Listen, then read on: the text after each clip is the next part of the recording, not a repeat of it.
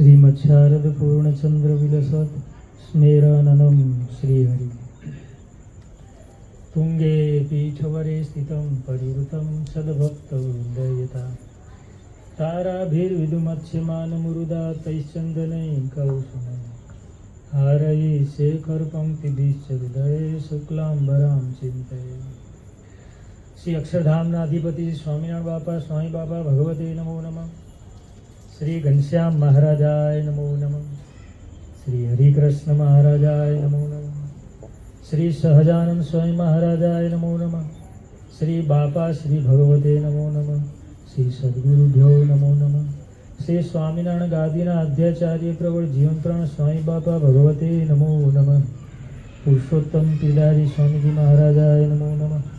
वर्तमान आचार्य जितेंद्र पिदारी स्वामीजी महाराजाय नमो नमः। અત્યારે શ્રાવણ માસ ચાલે છે, હિંડોળાનો સમય છે. ભગવાનને આપણે હિંડોળામાં ઝુલાવીએ છીએ અને નવા નવા ભગવાનનું નવું નવું ડેકોરેશન કરીએ છીએ.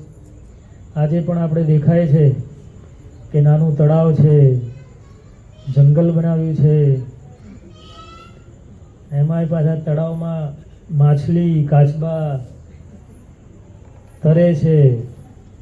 આ બાજુ ગાયો ભેંસો સિંહ ચિત્તા હરણ, આખું જંગલનું વાતાવરણ ઊભું કરી દીધું છે.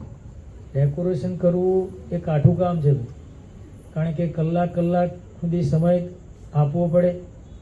પરંતુ બાપા સ્વામી બાપાને રાજી કરવા માટે હિંડોળામાં ભક્તો ભગવાન માટે રાજી કરવા કરે છે. અને જેમ શિક્ષાપત્રીમાં પણ વાત કરી, મહારાજ કહે છે કે વસંત પંચમીના દિવસે અમે શિક્ષાપત્રી લખી છે અને ભગવાને વડતાલની અંદર એક જ બેઠકે આ શિક્ષાપત્રી લખી હતી. ભગવાને બીજા કોઈ પણ વિચરણ કે પ્રોગ્રામ કર્યા નહોતા અને એક જ જગ્યાએ 2 થી 3 મહિના ભગવાન વિરાજમાન રહી અને સતત આ શિક્ષાપત્રીનું આલેખન કરવામાં આવ્યું છે. અને મહારાજ કહે છે કે આજે અમે શિક્ષાપત્રી લખી છે તે દેવી સંપ્રદાય માટે છે, આસુરી સંપ્રદાય માટે નથી.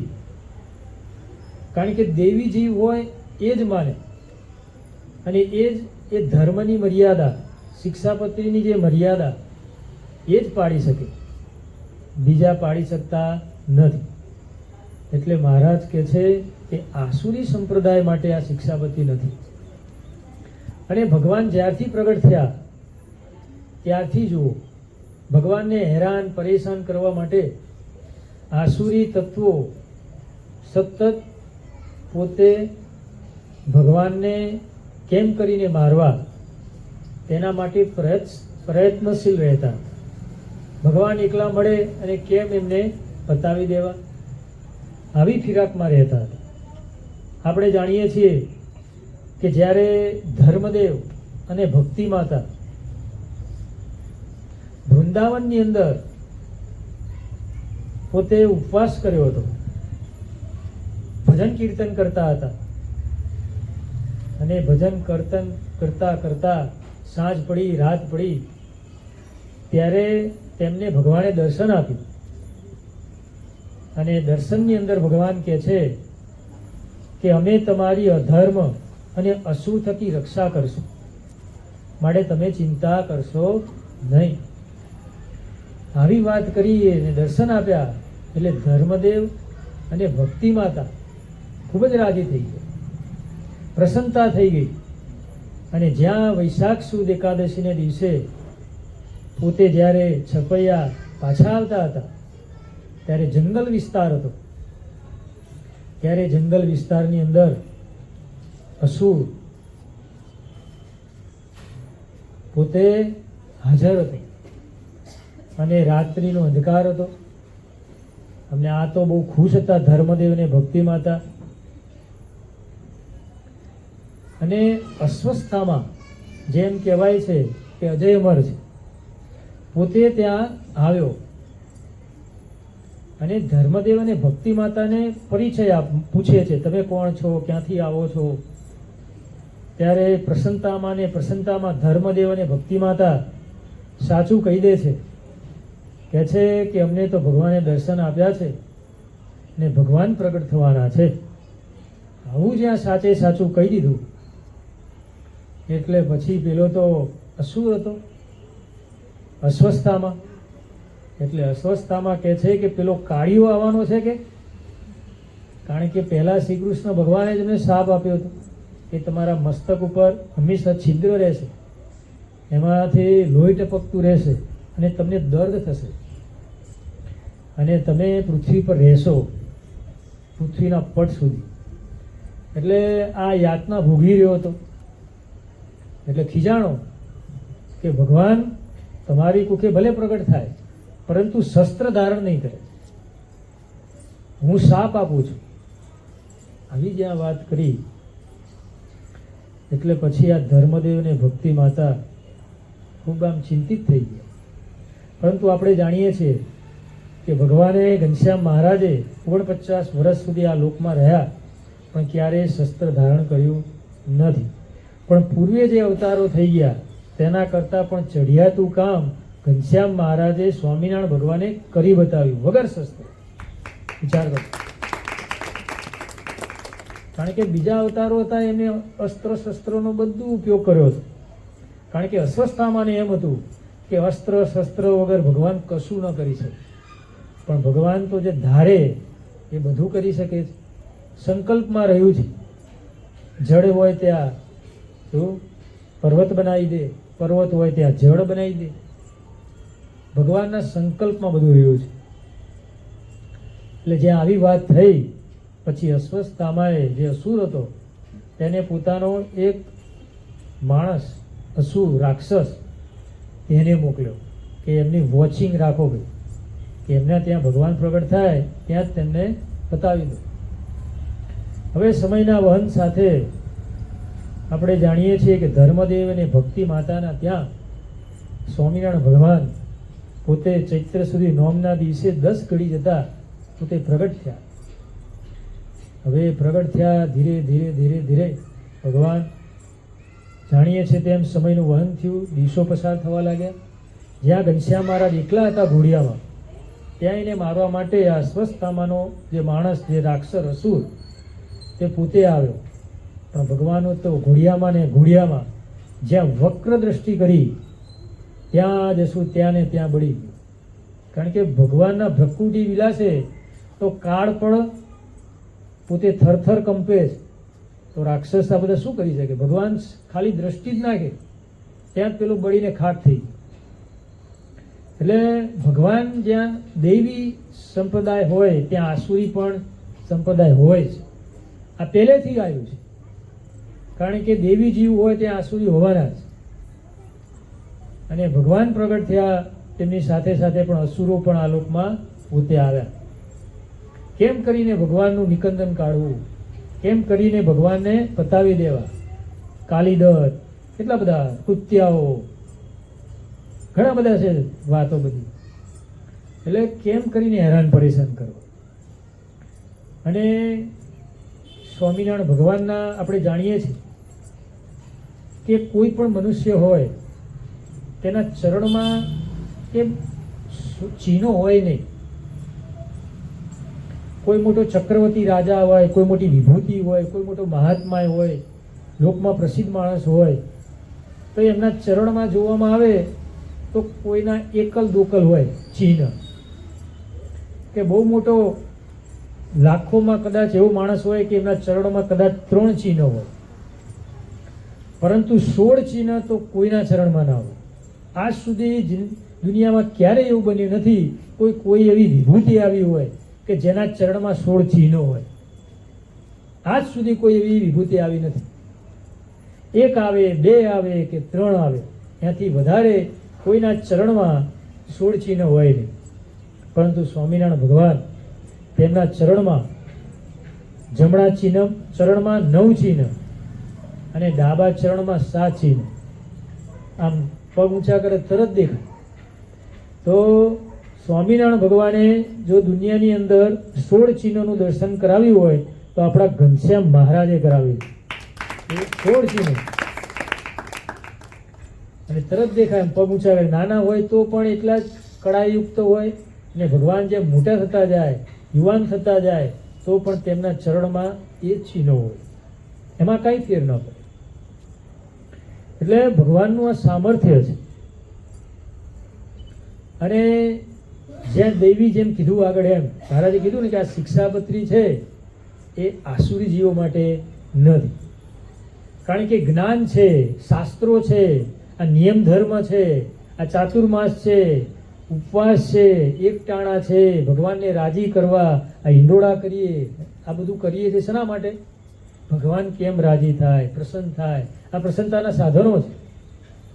તો આ બધું કરીએ તો ભગવાન રાજી થાય, અને એમાં ચાતુર્માસમાં તો વિશેષ. પરંતુ જે આસુરી જીવો હોય એને આ બધું ગમે નહીં. કોઈ ભક્તિ કરે, ભજન કરે, માળા કરે, તો આસુરી તત્વ હોય ને એને આ બધું ન ગમે, કારણ કે વિઘ્ન કરે. અને જે જ્ઞાન છે, વિદ્વત્તા છે, શાસ્ત્રો છે, શિક્ષાપત્રી છે, વચનામૃત છે, આ બધું તમે જુઓ તો જે પણ એનું વાંચન કરતા હશે, જેનો અભ્યાસ કરતા હશે, કે સત્શાસ્ત્રોનું વાંચન કરતા હશે, તેની અંદર થોડો દિવ્ય ભાવ હોય છે, આસ્તિક ભાવ હોય છે, શ્રદ્ધા હોય છે, વિશ્વાસ હોય છે, તો એ માણસ એમના ધર્મ નિયમ શાસ્ત્રોનું વાંચન કરે છે. નહીં તો આપણે જાણીએ છીએ કે કાળકાસુર રાક્ષસ થઈ ગયું. હવે આપણે જાણીએ છીએ કે કોઈને પણ કંઈ અજય અમરનું વરદાન જોતું હોય તો દેવો પાસે જાય, અને દેવો પાસે જઈ અને પોતે મોટું તપ કરે, અને ઘોર તપ કરે, એવું દિવસ રાત મંડી પડે, મહિનાઓ સુધી, ઉનાળો, શિયાળો, ચોમાસું, બસ આંખો બંધ કરીને તપ જ કરવાનું.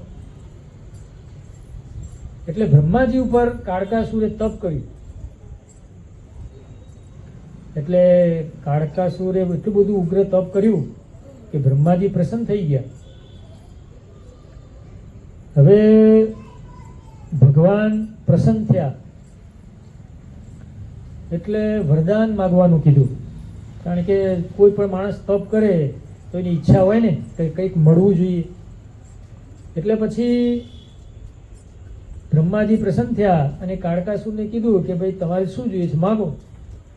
તો કે મારે તો બીજું કંઈ જોતું નથી, પરંતુ અજય અમરનું મને વરદાન આપો. અજય અમરનું મને વરદાન આપો તો હું ક્યારેય મરું નહીં, મારું મૃત્યુ ન થાય, એવું મને વરદાન આપો. આવી જ્યાં વાત કરી ત્યારે બ્રહ્માજી કે આ સોફ્ટવેર તો મારી જોડે પણ નથી. કારણ કે બ્રહ્માજી કે હું પણ અજય અમર નથી, કે મારો સમય થશે ત્યારે મારું પણ મૃત્યુ નિશ્ચિત છે. હું જ્યાં મરું તે તને અજય અમરનું કેવી રીતે વરદાન આપી છે? તો કે આ સોફ્ટવેર મારામાં નથી. હવે તમે બીજું કોઈક માગો, કે તમે વરદાન આપીશ પણ એક ખૂણો ખાલી રાખો.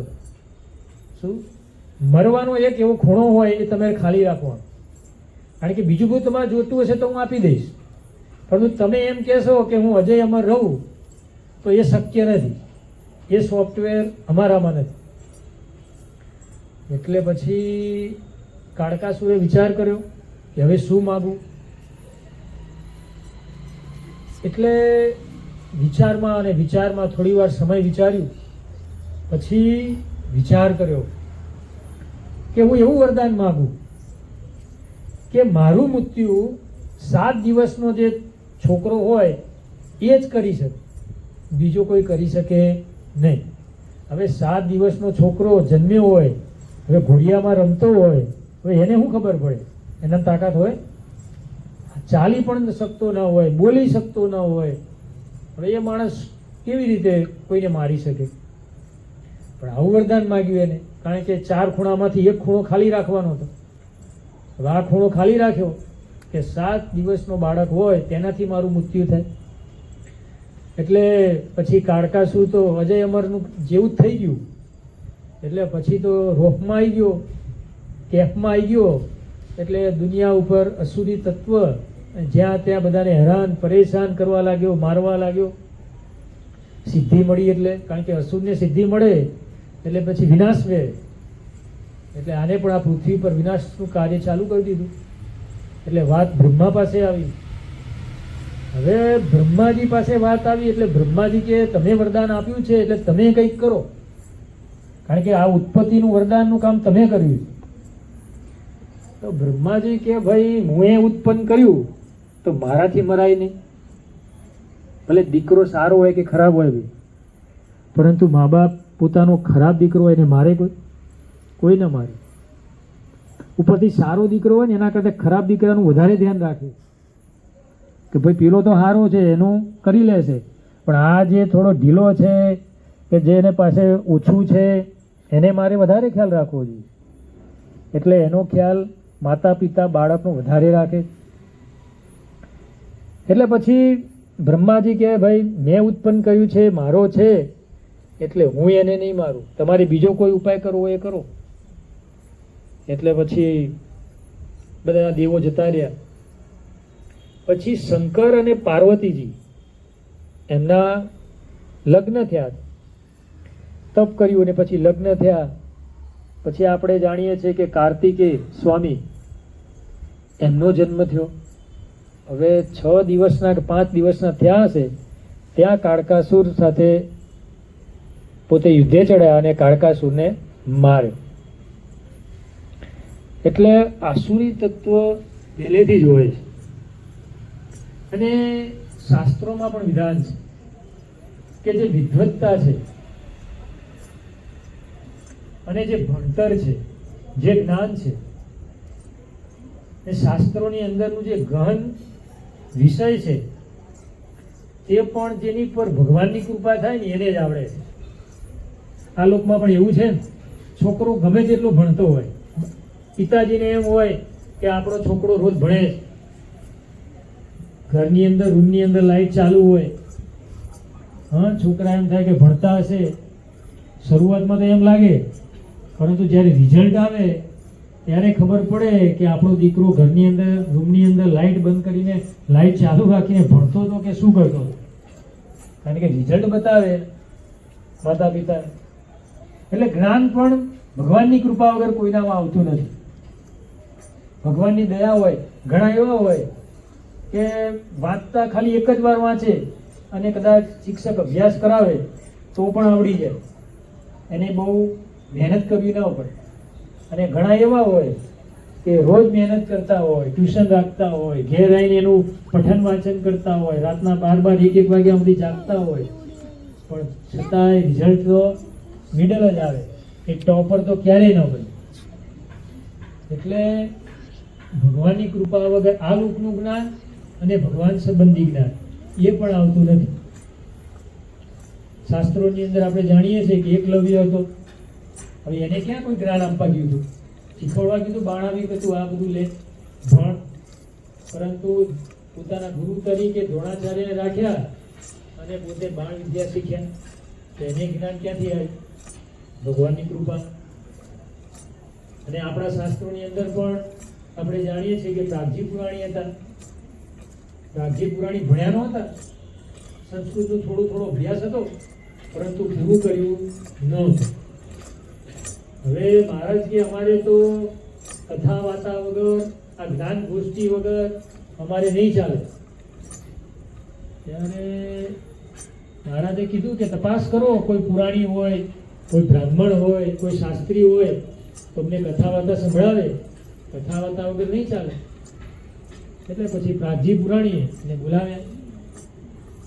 પ્રાગજી પુરાણી કે મહારાજ હું કંઈ ભણ્યો નથી, મારા અંદર કોઈ જ્ઞાન નથી, પરંતુ આપ દયા કરજો, આપ કૃપા કરજો તો હું કથા કરું, નહીં તો કથામાં મારું કામ નથી. કારણ કે માઇક ઉપર ઘણીવાર એવું બનતું હોય, માણસો બધું આવડતું હોય, આ બેઠા બેઠા હોય તો શિક્ષાપતિના શ્લોકો મોઢે બોલતા હોય સંસ્કૃતની અંદર, અને કલાક બેઠા બેઠા બોલે, પણ જ્યાં માઇક ઉપર બોલવાનું થાય ત્યારે માઇક પકડે ખરા પણ નીચે પગ થતા હોય, માણસ બોલી ના એક આવું બનતું હોય. ભલે જ્ઞાન બધું હોય પણ ખરા ટાઈમે જ્ઞાન કામમાં આવતું નથી. એટલે માણસ બીક લાગે, કારણ કે ઘણા માણસો વચ્ચે બોલ્યા ના હોય અને એકદમ બોલવાનું થાય. નીચે બેઠા બેઠા તો બધું જ્ઞાન આપે, પણ જ્યાં માઇક ઉપર જ્ઞાન આપવાની વાત થાય ત્યારે 10-15 મિનિટ બોલી હોય તો પણ કાઠું પડે, એટલે બોલી ના શકે બીકના કારણે, આમ થથરે તરત ધ્રુજે. એટલે પુરાણી કહે છે કે મહારાજ, હું કોઈ શાસ્ત્ર ભણ્યો નથી, પણ આપ દયા કરજો, કૃપા કરજો તો કથા કરું. મહારાજે કીધું, અમારી દયા કૃપા છે, તમે કથા કરવા બેસો. એટલે પુરાણીને પાટ ઉપર બેસાડે, પ્રાગજી પુરાણી. હવે પોતે સંસ્કૃતની કથા કરે, શ્લોકો બોલેલો, અને રસ્વ, દીર્ઘ, પ્લુત બધી રીતના આડા અવળા ગમે તે રીતે તમે સંસ્કૃતની જે પણ ઢાળમાં બોલવાનું કહો એ રીતના સંસ્કૃતના શ્લોકો બોલે, અને રાગમાં બોલે. પાછા રાગમાં બોલવા એ બહુ કાઠું કામ છે શ્લોકો, કારણ કે રાગ કાઠું કામ. એક આ ઈ બધું ઘણું આવતું હોય, ક્યાં કયો ભાર મૂકવો, ક્યાં ભાર ન મૂકવો, ક્યાં નીચે લેવો, ક્યાં આડો અવળો બધું કઈ હોય. રસ્વ, દીર્ઘ, ક્યાં સ્વર ઊંચો કરવો. એટલે સંસ્કૃતના શ્લોક બોલે, અને એ પણ એકદમ પરફેક્ટ હોય અને રાગ સાથે. અને કદાચ શ્લોક અધૂરો હોય ને, વાંચતા હોય તો આખું બોલી જાય, અને પાછું કદાચ પાનું હોય ફાટી ગયું હોય તો પણ પાનામાં જે લખેલું હોય એમ નહીં બોલવા માટે. હવે આવી બધી, અને કથા પણ એવી સરસ કરે, ભગવાનના મહિમાની વાતો કરે, જુદા જુદા ચરિત્રો, જુદા જુદી લીલા, મહારાજના વિચરણની સરસ મજાની કથા કરે.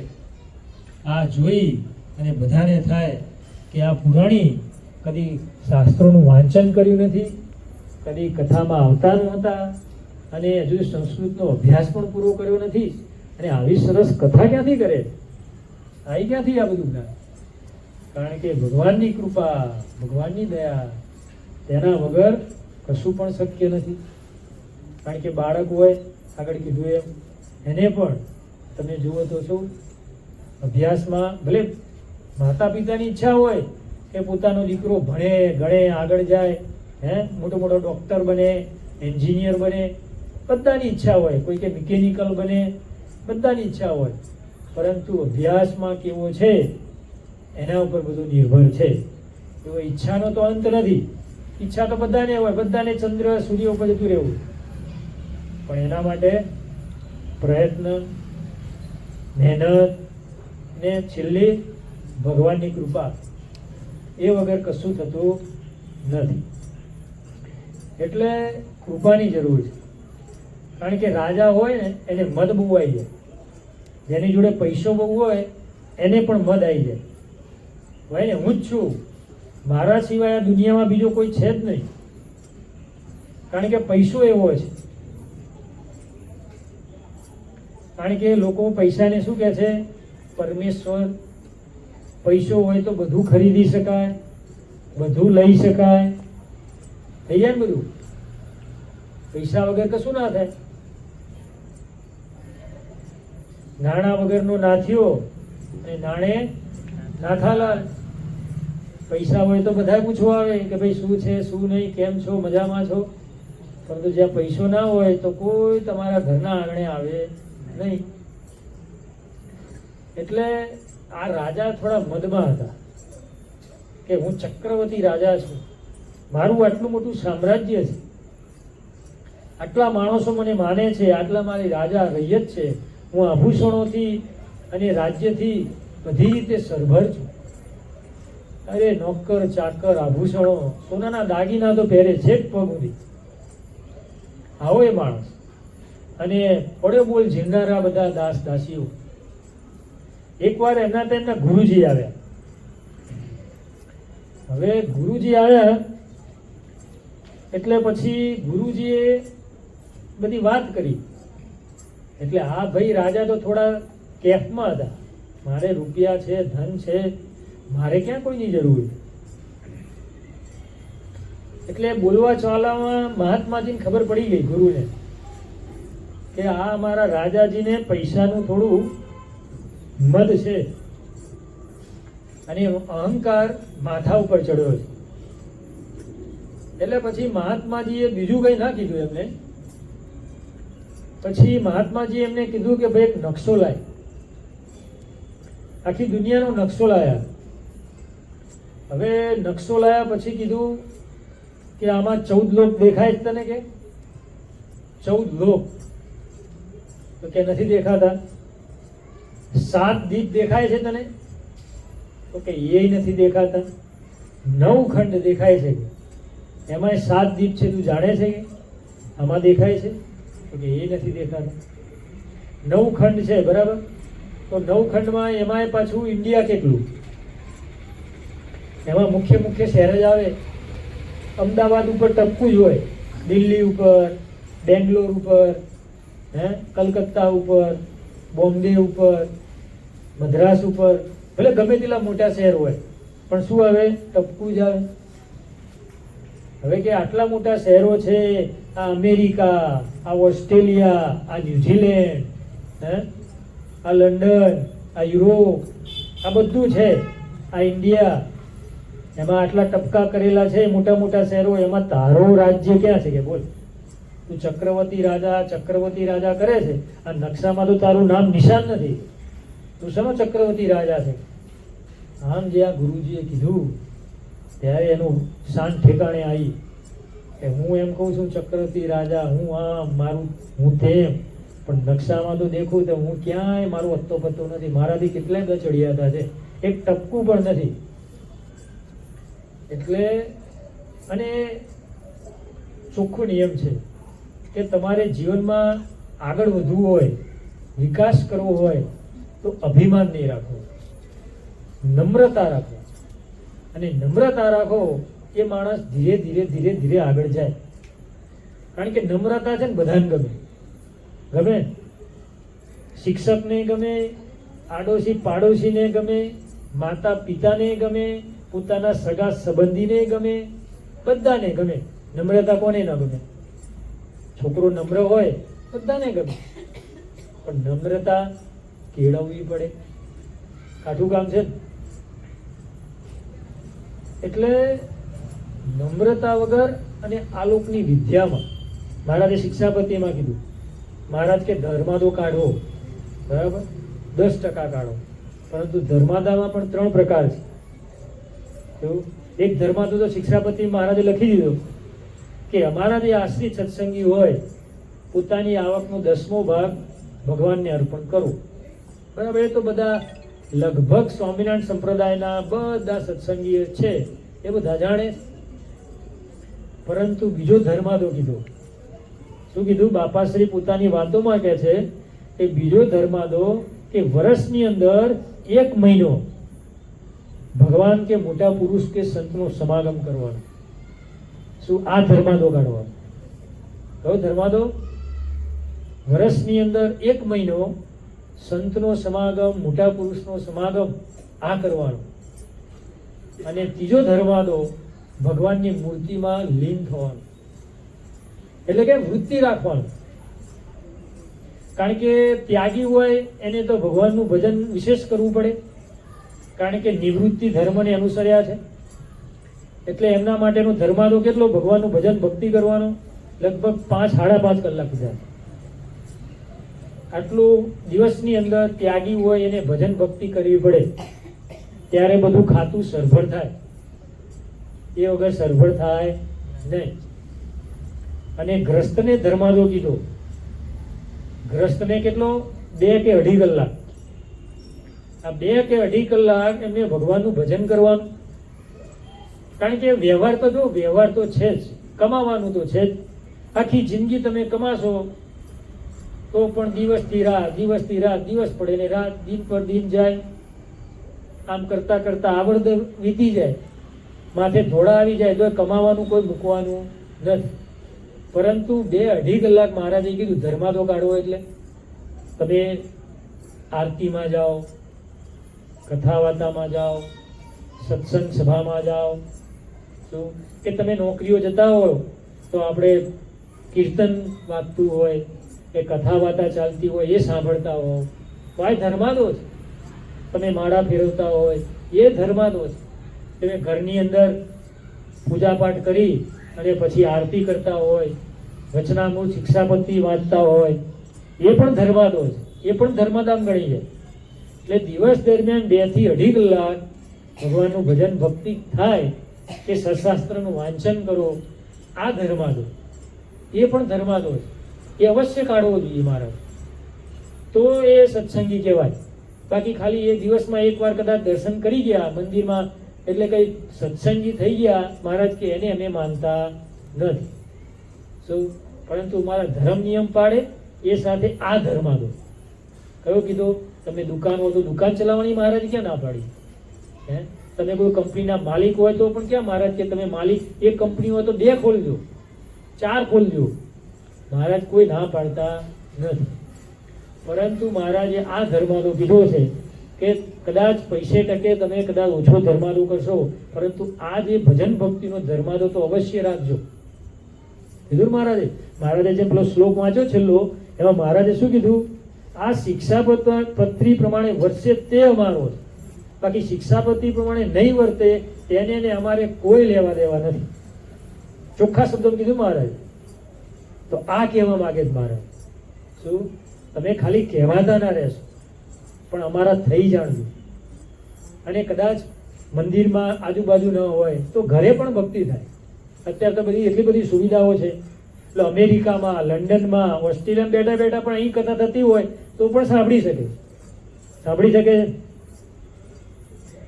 એટલે મહારાજ કહે છે કે શિક્ષાપત્રીની અંદર જે મહારાજે કીધી દેવી, આ પછી આસુરી, પછી શિક્ષાપત્રી, એના ધર્મ નિયમ, એટલે આ પાડી મહારાજ કે તમારે તમારા જે દેહ છે એને પવિત્ર માર્ગે ચલાવવાનો છે. આ ધર્મ નિયમ શેના માટે કે તમે ખોટે રસ્તે ના જાઓ, અને એક સાચો રસ્તો છે એને પકડી રાખો, એના માટે મહારાજે શિક્ષાપત્રી લખી છે. અને સુખી થવાનું તો જો જે ભગવાનનો ભક્ત નહીં હોય, ભજન ભક્તિ નહીં કરતો હોય, એ સુખી હશે. કારણ કે એમાં કઈ સુખમાં અને આ મોજ મજા કરવામાં એમાં કઈ ભગવાનની કૃપાની જરૂર નથી. એ તો ઓટોમેટિક બધાને મળવાનું જ છે. લૌકિક વસ્તુ તો બધાને મળવાની છે, સ્ત્રી બધાને મળવાની છે, ધન બધાને મળવાનું છે. એમાં કઈ ભગવાનનું ભજન નહીં કરવું પડે કે ભજન કરીશું તો જ આ બધું મળશે, એ નથી. એ તો લૌકિક વસ્તુ છે, વૈભવ, સત્તા, ઘર, આ બધું એ બધું છે જ. પરંતુ જે ભજન કરવું, ભક્તિ કરવી, એ મુખ્ય.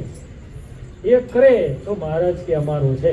બાકી લૌકિક મોટાઈને અમારે કોઈ લેવા દેવા નથી મહારાજ. એ તો લોકમાં બધા પડ્યા જ છે.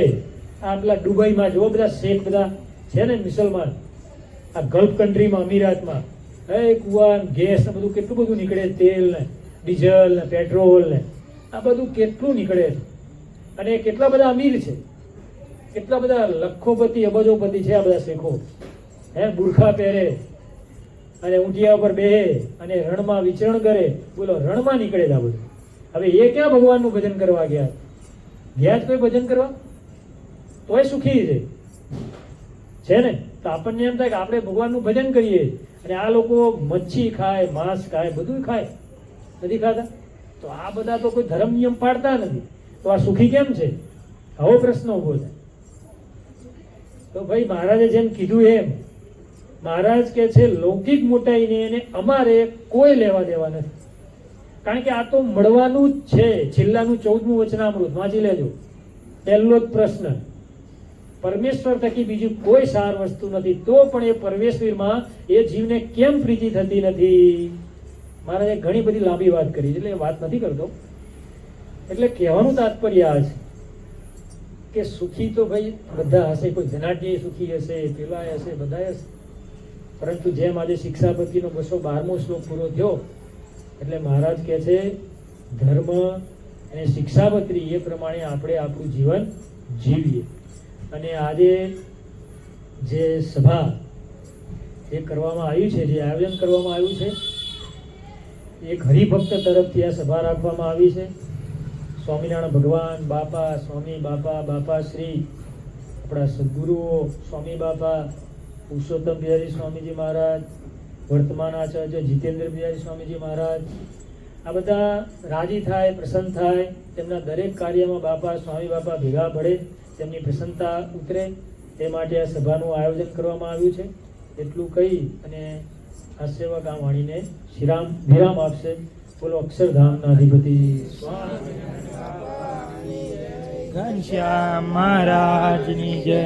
હરે કૃષ્ણ મહારાજની જય. સહજાનંદ સ્વામી